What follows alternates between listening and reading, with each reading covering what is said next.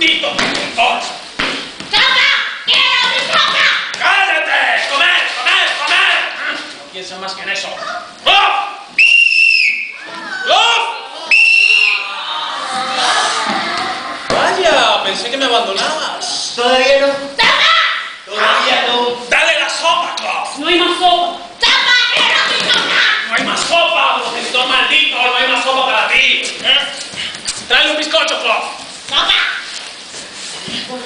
Progenitor maldito, ¿cómo andan tus muñones? ¡No me preguntes por mis muñones! Estoy de vuelta con el bizcocho. ¿Qué es esto? ¡Es muy duro! ¡No puedo!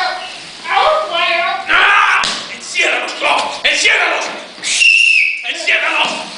Ya, ¡Y te sientas encima de ellos! no puedo sentarme. ¿Es cierto? Y yo no puedo mantenerme en pie. Así es. Cada uno con su especialidad. La naturaleza nos ha olvidado, ¿eh, Clove? Ya no existe la naturaleza. ¡Ya no existe la naturaleza! En los alrededores. Sí, respiramos, cambiamos.